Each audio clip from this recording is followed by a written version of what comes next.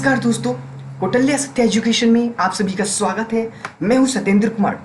दोस्तों, आज है 12 जून और 12 जून के जितने भी प्रश्न डेली करंट अफेयर्स के बने हैं आप सभी को इस वीडियो में बताया जाएगा और क्वेश्चंस के साथ साथ आप सभी को इसके मुख्य पॉइंट्स को भी बताए जाएंगे। तो ध्यान से देखिएगा, वीडियो को स्किप मत कीजिएगा। यदि आप वीडियो को स्किप करते हैं तो क्वेश्चन को स्किप करते हैं, तो वीडियो को लास्ट तक देखिएगा। तो चलिए दोस्तों, स्टार्ट करते हैं।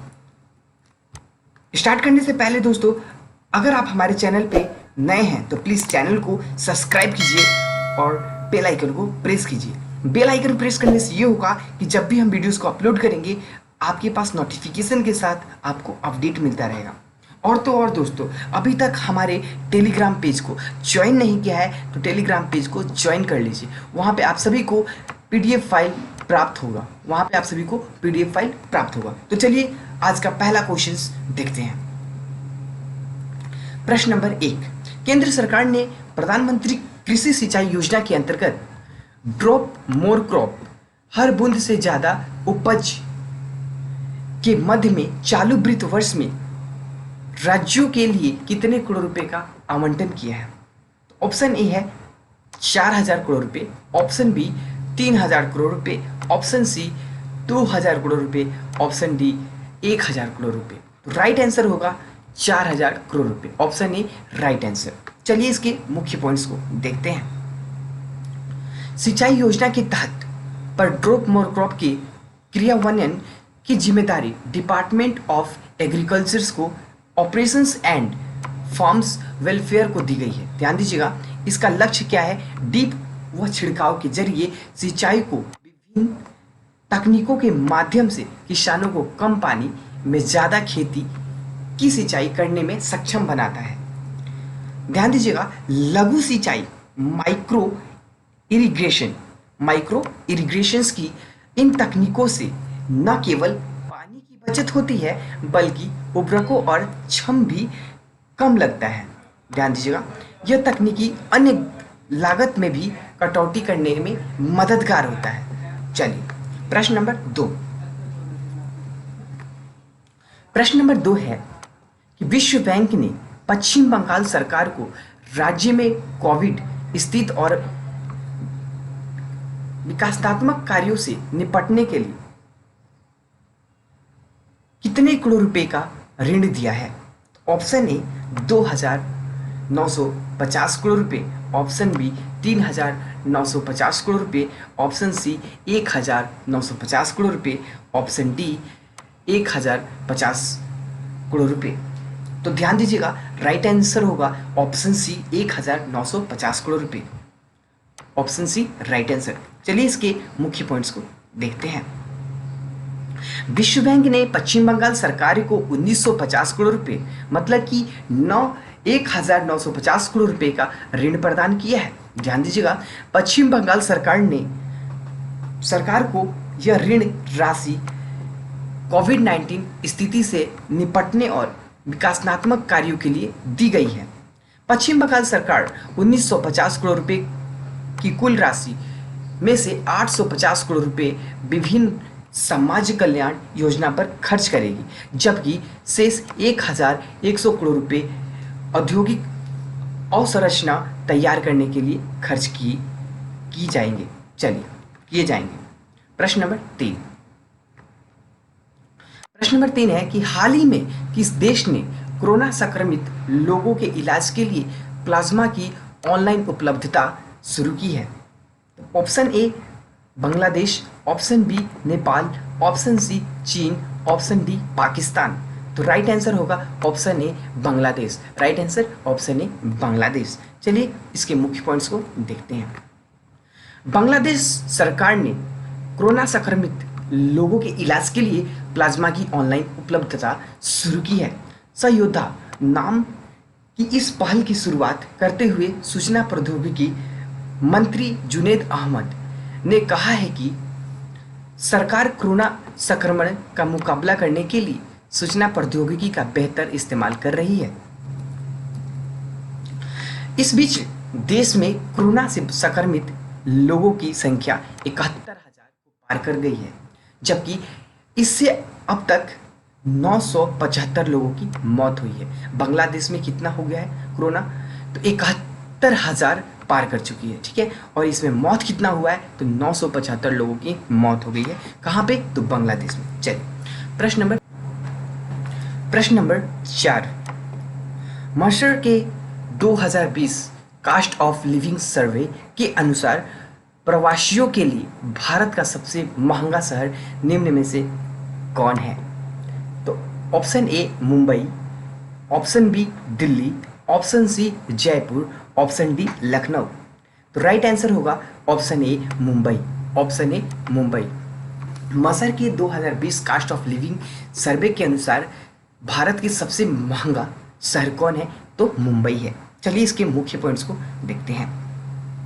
मर्सर के 2020 के रहन सहन की लागत कास्ट ऑफ लिविंग सर्वे के अनुसार वैश्विक स्तर पर प्रवासियों के लिए मुंबई विश्व में 60वां सबसे महंगा शहर है, जबकि एशिया में यह 19वें स्थान पर है। सर्वे के अनुसार भारतीय शहरों में मुंबई सबसे महंगा शहर है। इसके बाद नई दिल्ली विश्व स्तर पर 101वां स्थान प्राप्त करता है और चेन्नई विश्व स्तर पर 143वां स्थान प्राप्त करता है। सर्वे में कहा गया है कि बेंगलुरु 171 और कोलकाता 185 रैंकिंग में सबसे कम खर्चीले भारतीय शहर है। ध्यान दीजिएगा। चलिए प्रश्न नंबर 5,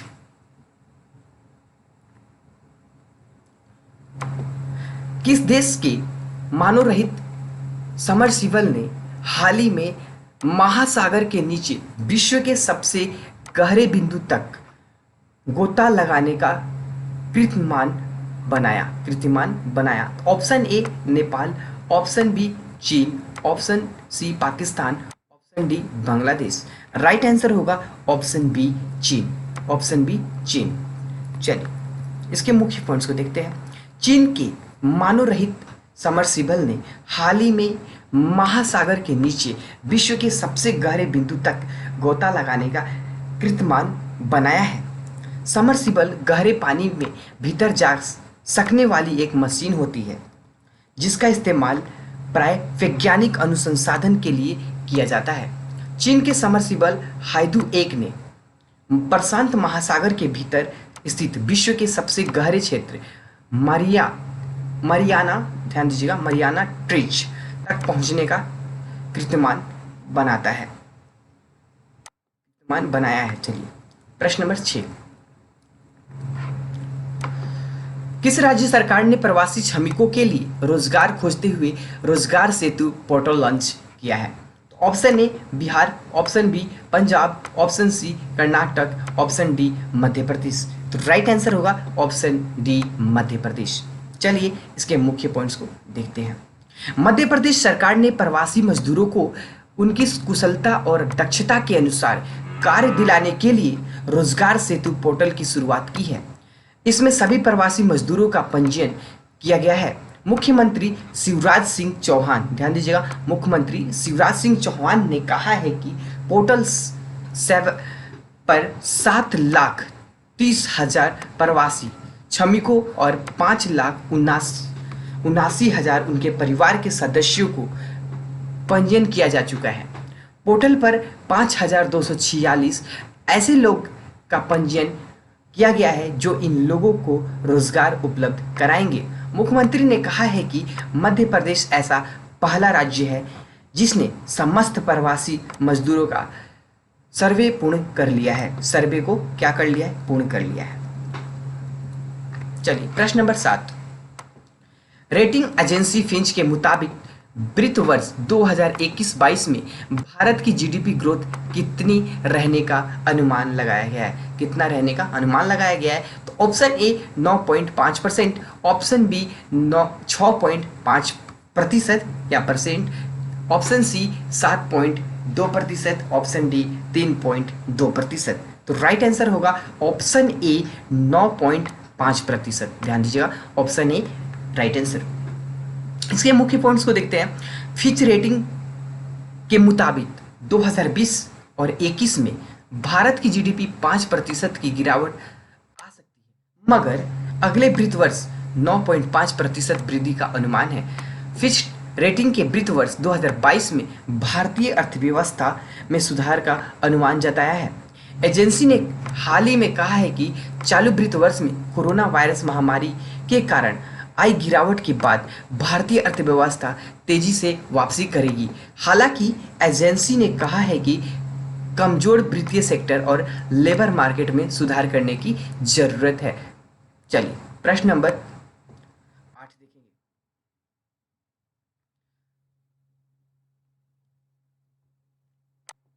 गुजरात के गिर के जंगलों में पाए जाने वाले एशियाई शेरों की संख्या 2015 के मुकाबले बढ़कर कितनी हो गई? ध्यान दीजिएगा। तो option a 720, option b 625, option c 674, option d 900। तो राइट आंसर होगा ऑप्शन सी 674। ध्यान दीजिएगा। चलिए इसके मुख्य पॉइंट्स को देखते हैं। गुजरात के गिर वन क्षेत्र में पाए जाने वाले इन शहरों की संख्या, माफ कीजिएगा, शेरों की संख्या में इजाफा हुआ है और अब राज्य में इनकी संख्या बढ़कर 674 हो गई है। कितनी हो गई है? तो 674 हो गई है। वन विभाग की तरफ से हाल ही में जारी आंकड़ों के अनुसार सौराष्ट्र के सोमानाथ, ध्यान दीजिएगा, सोमानाथ, अमरेली, भावनगर, राजकोट, जूनागढ़, पोरबंदर, जामनगर, बोटाद, मोरबी और सुरेंद्रनगर जिलों में फैले गिर जंगल में 161 नर, 260 मादा और 45 अवश के नर और वह 49 अवश के मादा शेर पाए गए हैं। वन में 137 शावक भी मौजूद है। इसके अतिरिक्त 22 ऐसे शेर मौजूद हैं जिनका सटीक आंकलन नहीं किया जा सका है। चलिए प्रश्न नंबर 9 देखेंगे। ध्यान दीजिएगा। किस राज्य सरकार ने हाल ही में कक्षा 5 तक के बच्चों के लिए ऑनलाइन क्लास पर प्रतिबंध लगा दिया है? Option A Karnataka, option B Delhi, option C Tamil Nadu, option D Uttar Pradesh. तो राइट आंसर होगा option A Karnataka. Option A Karnataka, Karnataka. चलिए प्रश्न इसके मुख्य पॉइंट्स को देख लेते हैं। कर्नाटक सरकार ने कक्षा 5 तक के बच्चों के लिए ऑनलाइन क्लास पर प्रतिबंध लगा दिया है। साथ ही कहा है कि ऑनलाइन कक्षाओं के नाम पर अतिरिक्त फीस वसूलने वाले स्कूलों के खिलाफ सख्त कार्रवाई की जाएगी। 2020 और 21 शैक्षणिक वर्ष के लिए फीस बढ़ाने पर भी रोक लगा दी गई है। यह निर्णय प्राथमिक और माध्यमिक शिक्षा विभाग द्वारा कई अभिभावकों की शिकायतों के बाद लिया गया है। चलिए प्रश्न नंबर 10। अंतर्राष्ट्रीय भारोत्तोलन महासंघ IWF ने किस भारतीय वेटलिफ्टर पर लगाए गए डोपिंग के आरोप को वापस ले लिया है? Option A Mirabai Chanu, option B Poonam Yadav, option C Sanjita Chanu, option D Rakhi Haldar. ध्यान दीजिएगा। राइट आंसर होगा option C Sanjita Chanu. Sanjita Chanu right answer option C. चलिए इसके मुख्य पॉइंट्स को देखते हैं। अंतर्राष्ट्रीय भारोत्तोलन महासंघ IWF ने भारतीय भारोत्तोलक के संजीता चानू के खिलाफ लगाए गए डोपिंग के आरोप को उनके नमूनों में एकरूपता नहीं पाए जाने के कारण खारिज कर दिया है। इसके बाद राष्ट्रमंडल खेलों की स्वर्ण पदक विजेता इस खिलाड़ी ने माफी मांगने और मुआवजा देने की मांग की है। यह फैसला IWF ने विश्व डोपिंग रोधी एजेंसी वाडा की सिफारिश के आधार पर किया है। ध्यान दीजिए। चलिए तो दोस्तों आप सभी को हमारे चैनल पे करंट अफेयर्स के क्वेश्चंस 10 बताए गए। ध्यान दीजिएगा 10, और साथ ही इसके मुख्य पॉइंट्स को भी बताए गए। तो दोस्तों आप सभी को कैसा लगा ये वीडियो प्लीज़ आप कमेंट करके ज़रूर बताइए और वीडियो को लाइक ज़रूर कीजिएगा और कमेंट ज़रूर करके हमें बताइए। और दोस्तों आप सभी से मैं यही कहना चाहूँगा कि अभी तक आप टेलीग्राम पेज से ज्वाइन नहीं हुए हैं तो टेलीग्राम पेज से ज्वाइन हो जाइए और वहाँ पे आप सभी को PDF फाइल प्राप्त हो जाएगा। और तो और दोस्तों अभी तक चैनल को सब्सक्राइब नहीं किया है तो सब्सक्राइब कर लीजिए और बेल आइकन को प्रेस कर दीजिए। तो चलिए दोस्तों, अगले वीडियो में मिलते हैं। यहाँ तक के लिए मेरा नमस्कार।